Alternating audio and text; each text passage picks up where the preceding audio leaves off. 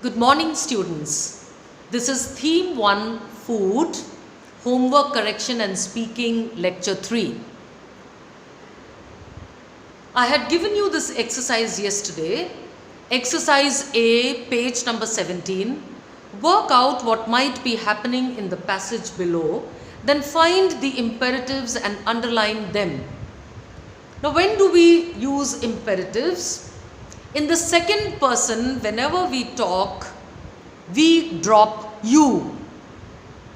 And we use imperatives in recipes, commands, or to show annoyance or irritation.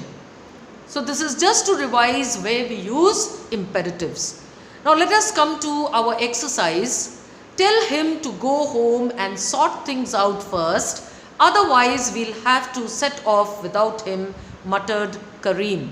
That means you tell him. Alright? And we have seen a beautiful way of describing or stating we'll have to set off without him. That means we'll have to go without him. We'll have to leave him behind and go if he doesn't sort out things first. Why me? Replied Meena, stepping forward and frowning. He'll listen to you.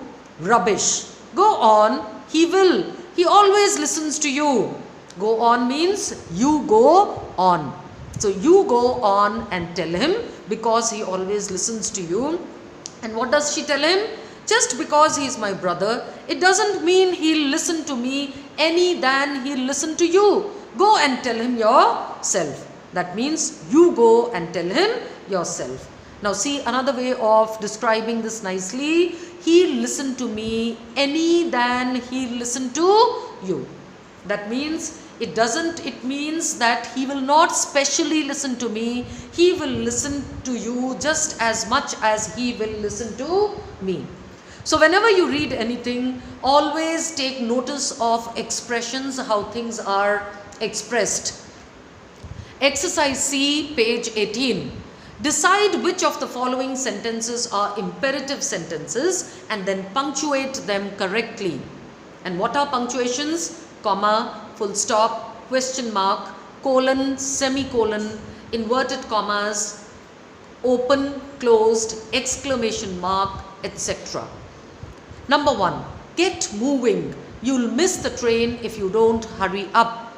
Get moving means you get moving. So in your books you have to underline this and you have to put a full stop at the end of the sentence. So you can do this exercise and the previous exercise in your book itself. Are there any, now see this word, are there any tomatoes? What is this word? Tomatoes. Tomatoes is British and American is tomatoes. So what will we say? Are there any tomatoes left? I thought he said there were some in the fridge. Question mark. Number 3. No, no, no. Don't mend the puncture like that. So we need to put an exclamation mark after no, no, no. Number 4. I counted 24 books yesterday, but now there are only 22. Full stop. Number 5. Get out of here. Can't you see there are too many people in this lift already? So that means there are already so many people. You get out of here. And that is why this is imperative. Number 6. You are lucky to have such nourishing food, so eat it up. So eat it up means you eat it up. Does he always bring his dog with him? Question mark. Did you tell your cousins about the holiday plans? Question mark. So please check your work. You may do this in your book. Exercise D, page number 19. The imperative sentence can be used as an impolite way of expressing ourselves. Rewrite the following imperative sentences in a polite way. That means whenever we say anything, we should express ourselves politely so that we do not hurt the other person. Number 1, stop it now. Now instead of saying this to someone, you should say, please stop it now? Can you please stop what you are doing? Can you please stop what you are doing now? You can write it in any one of these ways. Number 2, leave your brother alone. So instead of saying this, you can say, will you please leave your brother alone? And it is a command. That is why please don't use the word could. Could means probable or possibility or probability. But here you want the other person to obey you. And that is why it is a command and use, will you please leave your brother alone? There is no choice here. Number 3, get out of my way. Instead of saying like this, what should you say? Excuse me please, or please make way for me. Number 4, don't forget the key again. A polite way of saying this is, please remember to take the key with you this time. Please don't forget to take the key this time. Full stop. It is missing, but please put a full stop. Number 5, never do that again. So instead of saying like that, what can we say? Please don't do that again. Kindly don't do that again. So this was your homework of imperative sentences. Now the new thing that we are going to do today is, we are going to read a beautiful free verse poem. Now what is free verse? Free verse poems, they do not follow any rules. They have no rhyme scheme. They have no rhythm. And they are still an artistic way of expressing our views. So it is artistic even though it does not have rhymes or rhythm. Now, Robert Frost has beautifully commented on this type of writing, of free verse writing. And what is that? Playing tennis without a net.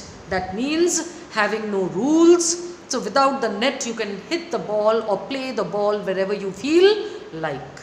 So a free verse poem is like this.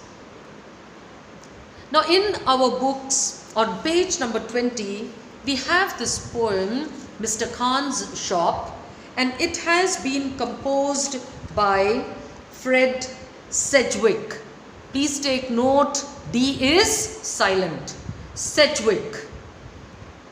Mr. Khan's shop is dark and beautiful. There are parathas, garam masala, naan breads full of fruit.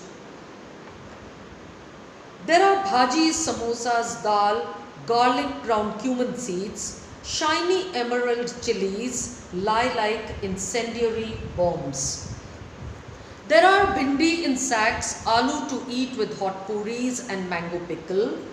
There's rice, yogurt, cucumber and mint raita to cool the tongue.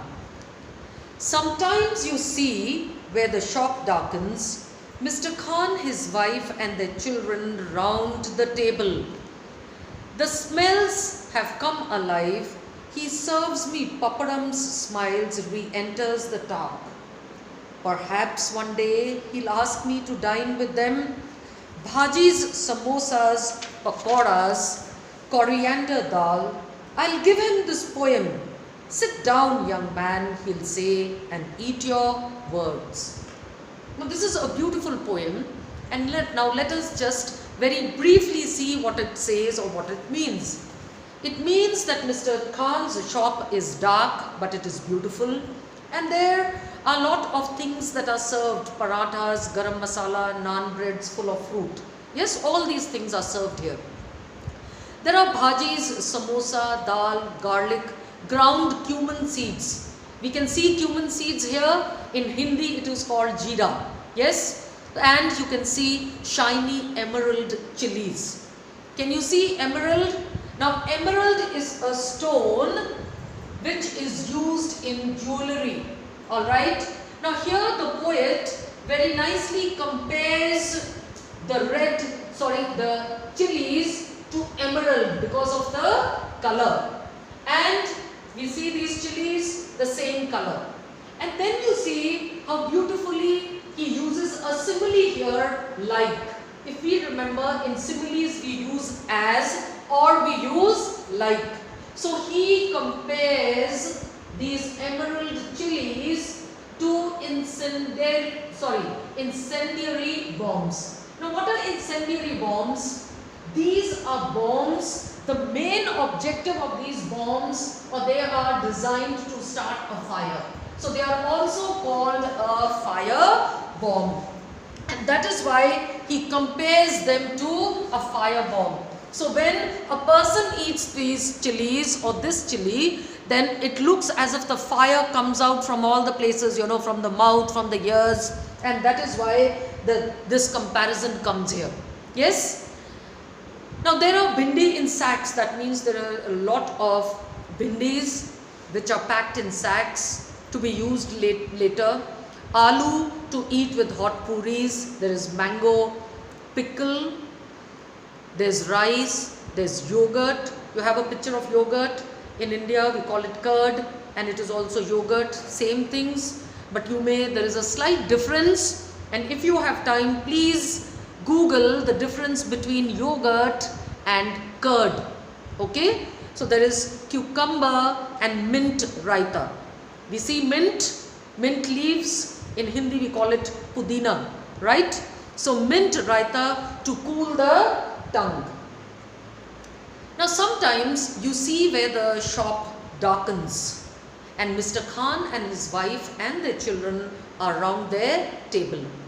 Now you see here that the poet here cannot see Mr. Khan and his wife when they are eating. But when they eat, all these smells or the smell of food comes alive, as if it is right in front of him. He can picture the food. Alright, it comes to his memory. It brings vivid memory. And what brings vivid memory of all this food? The smells. So he serves me papadams, smiles, and re-enters the dark. That means the poet gets to eat all this, but he does not get the company of Mr. Khan's family. Why? Because they eat in the dark, in some corner. And after serving him, Mr. Khan re-enters that corner with his family. And the poet yearns, or he wants to join them. And that is why he says, perhaps one day he'll ask me to dine with them. He wants to dine with the family, to feel the warmth of that family, not just to eat the good food, but company as well. And that is why he says, when that day comes, then when he serves me with bhaji, samosas, pakoras, coriander, dal, then I'll give him this poem. That means he'll tell him that this is what he had thought before. He wanted to join him. And then what will Mr. Khan do? Mr. Khan will tell him to sit down. He'll say, sit down, young man. And then he'll say that this poem, all these things that were as words, today have become a reality to you, a reality for you. Why? Because he'll be eating all these things with Mr. Khan and his family. Now, we see coriander on our right. Yes, that is dhania, coriander. Now, what is your homework? Now, you will be seeing this poem, reading this poem, and you will be reciting it and recording it. Now, please remember, I had asked you to record your alliterations and they have not come. I still haven't received them. I'm still waiting for the tongue twisters. Alright? You remember the tongue twisters that we had done? I want you to record those tongue twisters and send them. And another thing you will record is this poem. Recite the poem and record it and send it to me. Now, how will you record it? You can keep the book in front of you, and first of all, on a piece of paper, just write a few lines. That is the introduction. Now, in introduction, you can write in the beginning of the poem that this poem has been composed by Fred Sedgwick. Yes, D is silent, please remember that. And what is the name of the poem? The title of the poem is Mr. Khan's Shop. Okay, so just write about him. If you have time, Google about him. Just mention one or two other poems that he has composed. That's all. So you can say it is a free verse poem. So just 2-3 lines about this poem and Fred Sedgwick. D is silent, like I told you. Okay, and then start reciting this poem, and when you recite and come to the end of the poem, after that what will you do? You will, we go back. Now after writing the introduction, also say in the beginning that this poem is being recited by, and say your name, so that I know who is reciting. Okay, you can say your name in the end as well, or in the beginning. Yes, so this is a free poem composed by so and so, and it is being recited by your name. Okay, then after that you recite the poem.